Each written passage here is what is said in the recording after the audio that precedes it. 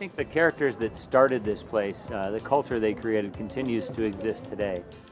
It's fun-loving, it's lighthearted, it's authentic. It's a place where people have that pioneering spirit, who love nature so much that they're willing to live in a place that's maybe a little bit more rough, a little bit more wild, but because of that, we really find out who we are here. I don't think anybody envisioned the Snowmass of today. It's been created by talented, hardworking people that had a love of the best natural ski mountain in the world. It is something really special today, and I see it evolving into something special in the future. What is amazing about this community as I look over the next 50 years, I know it will continue to evolve. It will evolve amongst the beauty of these gorgeous, gorgeous mountains.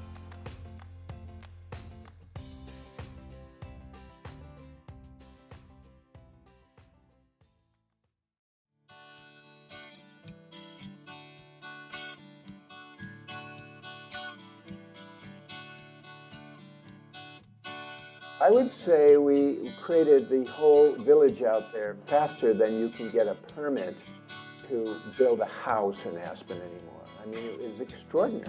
I moved my family here from San Diego, and the purpose of our move is to build a lodge, the Silver Tree Inn. And it was a real push to do so, because we worked from sun up till sundown trying to get that lodge finished in time for the opening. And it was really the highlight of our existence, being here and putting Snowmass together. The day of the opening, we were actually putting down carpet, making beds, as we were greeting guests. Hi everybody, and welcome to the program that connects you with the world of skiing. We're in a snowstorm in the Rocky Mountains near Aspen, Colorado at a brand new ski resort called Snowmass. The name of Snowmass really fits this resort because it's one of the largest resorts in the world. John Cooley asked me who our first reservation was, and so I said Dick and Jerry Riley were our first guests, and so they comped them for their stay while they were here and gave them lift tickets. And Stein Erickson, that day on opening, came skiing out of the mountain, jumped through a hoop, and greeted the Rileys and put them on the chairlift, sent them up as the first guests. The original community that built this resort, they all were family members. A lot of them were starting new families and raising families here, so I think it was built on a foundation of family connection and community. This is a picture of Hilda and Bill Anderson. Hilda taught school, and I know she taught in the Little Red Schoolhouse at one time and later on in Aspen. Well, Hilda played the piano and accordion, and Bill Anderson played the violin. She would come home from school and she'd put a turkey in the oven, and then she'd invite a few friends to come over, and we would dance. We'd had a great time, and then a little later on in the evening we'd have turkey. It was a pastoral, beautiful, open, sunny valley, and filled with meadows with horses and sheep, and the mountains beyond and forests all over. It was truly a lovely adventure for us to leave Aspen to go up to see what we called Brush Creek. It wasn't called Snowmass at that time. There was definitely the mountain spirit. There were the 4 ranches in the valley when we first came, and they were all interconnected, you know, through their animals and their children. Bob Sinclair still ran cattle on the property, and the Galloons still had their parcel of land and ran cattle on it. Grandmother and grandfather, they raised their 4 children down where the golf course is now. It was an amazing place for them. Growing up here, the experiences that we got to have, speeding in the outdoors. I want that for my children. I hope they come to stay here forever. I was born in the late 70s, so I got to really experience the 80s for the most part, going to the Little Red Schoolhouse. One of the big things that I laugh about with my friends is that I literally did walk down through feet of snow to get to the school bus.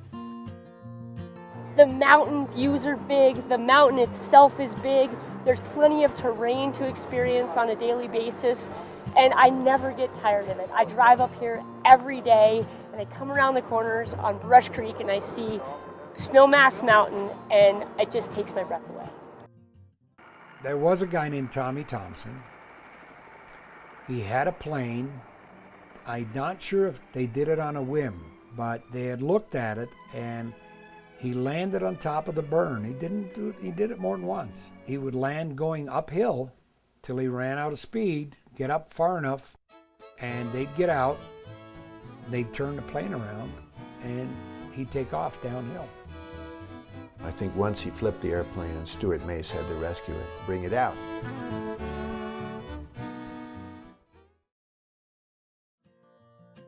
Bill Janss was a frequent visitor to Aspen, and he was an accomplished skier. He was a person of great fun and spirit, and he probably loved skiing more than the development business. His family was in the development business in California. He was enchanted with what he had seen in Europe and what he thought might happen here. We'd heard about this Bill's dreams for ski area and so forth. You know, he was a guy that never went to he was on the Olympic team in 1940, but never went because of the war. And Bill spent a lot of time all over the country looking for a great ski area. And I guess one day in the late 50s, 1950s, he said, "My God, I think I found it. It's Snowmass. It's huge." We were all in our late 20s, and what an opportunity saying, here, we want to build a new town, a new community, and why don't you come work for me? One thing I learned when we were doing Snowmass is that there's no formula that you say, well, you're there. And you're never there. You gotta keep working it. Every day for several years before we opened, 3 or 4 years, they had the snowcat tours. And those cats held 8 people, there were 2 of them, and they'd go up there and they'd ski the burn all morning, and then they'd come down to Sam's Knob and have a great picnic. I think our best year was like 800 people. And to me, it was utopia. You know, I skied powder all day, got fed, drank wine with the customers, got tips, and beer was only $1 or so a pitcher in the Onion. Those ski tours, more than anything I ever did, probably was the most important thing that got the word out about Snowmass, about how big it was, how beautiful it was, how consistent the terrain was. And now, of course, we have high-speed chairs. We've got brand new restaurants. But when you get right down to it and you look at some of these trails and you look up on the burn there, that terrain hasn't changed. Technology's changed. We've gotten better at grooming. We've gotten better at getting people to where they want to go. But the trails are the same as they were when I started back in 77. And it's still a great mountain.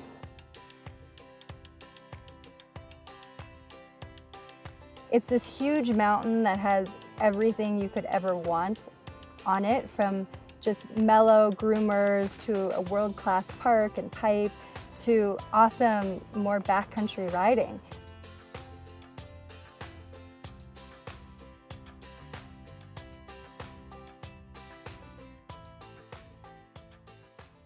It wasn't really a very difficult decision to make.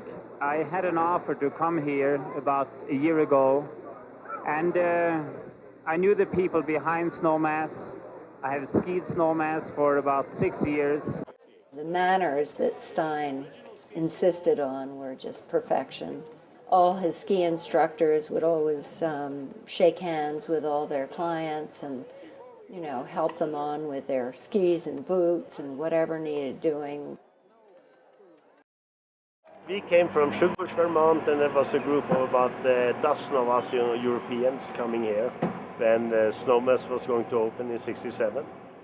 And we are still around here, you know, that when you are in heaven, you don't want to leave. I still remember the old days. It was nice because it was kind of small and you knew everybody, and we always had a great time.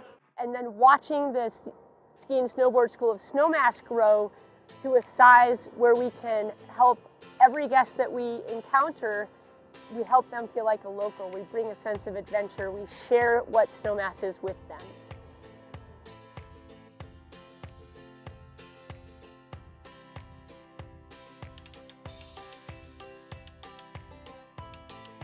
We come together for the passion of the mountains and just get to have fun.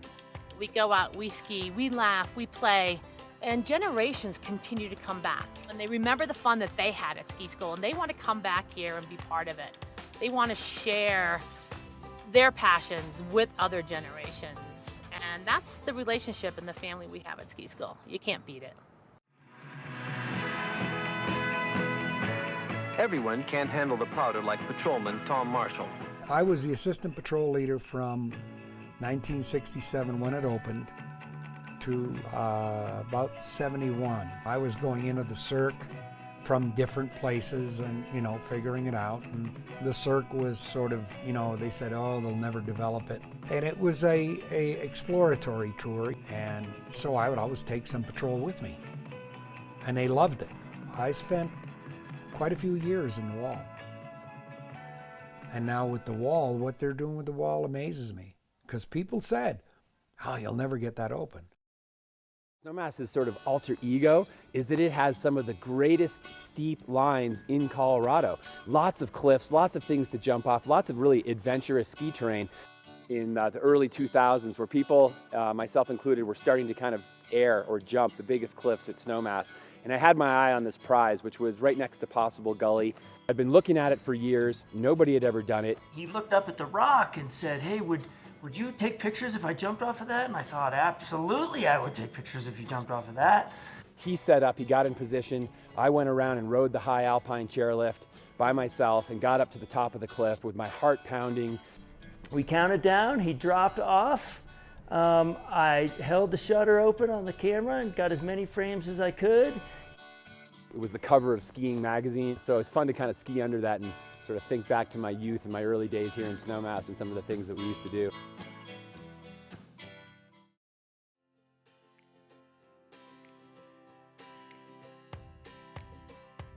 I remember riding by the half pipe and thinking how cool it would be to learn how to ride the half pipe, but being so intimidated of all of the boys who were riding there. And not just boys, but like the punk snowboard boys. And going home that night and sort of coming up with this master plan of after school coming home and walking up the mountain to ride that half pipe all by myself. I felt like it would be much more easier to go up there by myself and learn how to ride the snowboard than to do it with all of the boys. That never happened, but that's a very distinct memory that I have growing up here in Snowmass. So I think this place really makes you sort of dig deep and find out who you really are and what you're capable of.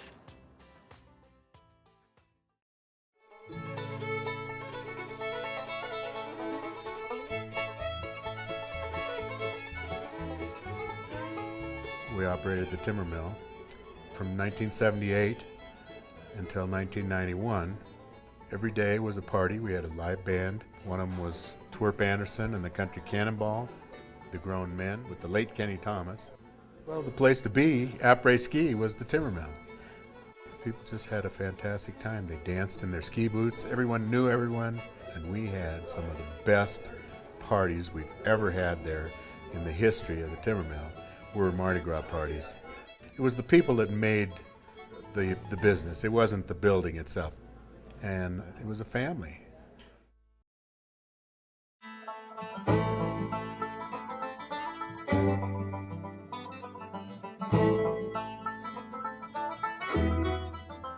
Joey Woltemath had a karaoke machine.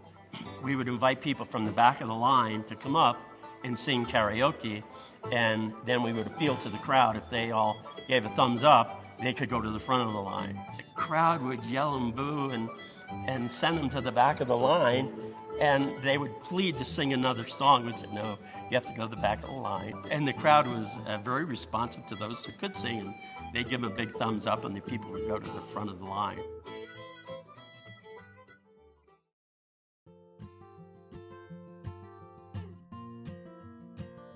Cross-country skiing was just becoming popular, very popular around here, and it just seemed natural to build a cabin on that site. I'd meet the people down where the chapel is now, which was the cross-country center then, and We'd ski up with miner's lights if we needed, or a full moon, and people dropped all pretenses when they walked in that cabin door and saw the wood cook stove and the open fire and candles, and everybody'd had a few wines and they were totally relaxed, and everybody just went like banshees getting out of there and fell down and laughed and got up and kept going.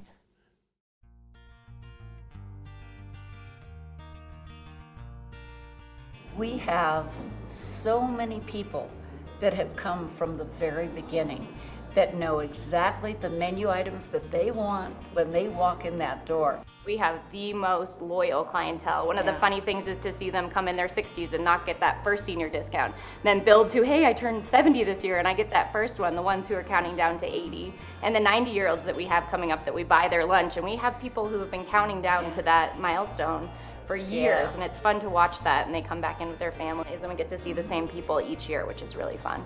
I was joking with a couple of the 90-year-olds this, and I said, okay, I'll tell you what, if you make it to 100, I'll pay you. Anderson Ranch has been a ranch since the late 1800s, and it remained a working ranch, a functioning ranch up until the mid-60s when the development came into the valley for the ski industry. And it was then that Paul, along with a friend Sam Maloof, came in, and Jerry Heiser's Center for the Eye and so forth, and began running workshops, artist workshops. And I think maybe on some level they underestimated the tenacity of these artists because they never left. We had this notion that to be engaged with the community year-round was to bring also visibility to the arts as well as visibility to our community.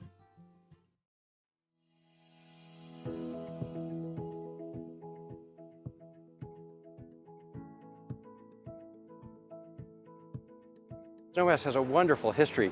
I like to think of it as also nested in a series of older histories.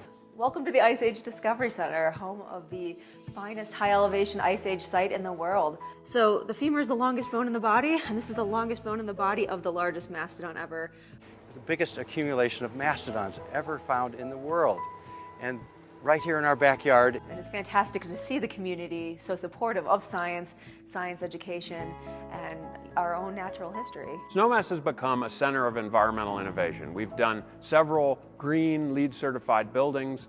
We have a micro-hydroelectric plant that generates clean power and is a model for other ski resorts and other mountain towns. We've done very ecologically friendly trail cutting that at its time was new and innovative. And we even put in lifts in very responsible ways, the Cirque lift on the top of the mountains.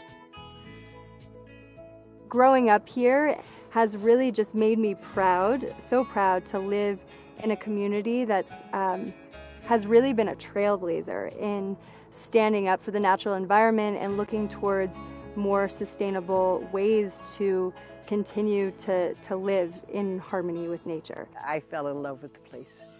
I really did. Would come out maybe with 3 other families, and then, and I would say any cousin that wants to come, they can pay their own way, but we will feed them. And I hate to tell you, but one time we had 27 people in a 3-bedroom condo.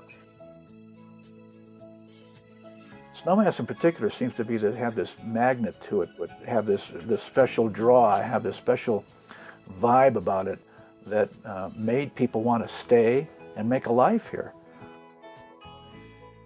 The nice thing we always say about Snowmass Village is you can grow older, but you don't have to grow up. Snowmass really is the beating heart of the Upper Valley. Everyone always asks me what is my favorite place, and I always have said and will always say it's Snowmass. I love it. I celebrate it every day. When I get up and look up over the mountain, I go, wow, I cannot believe I live in this little corner of paradise. I couldn't tell you how many people are still here working after 50 years. That's me. Me. And I work 1 day a week. Well, Which is the state we love the best? Colorado. Which is the finest in the West? Colorado. Where sunshine is brighter, where mountains are higher, where cattle are happier to roam. Colorado is my home, where the cowboy sings his song. Colorado. This is the place where we belong. Colorado. Where snow gleams and glistens, where God stops to listen. Colorado is my home. We can bring the whole family, and that's what makes it all worthwhile. Almost done.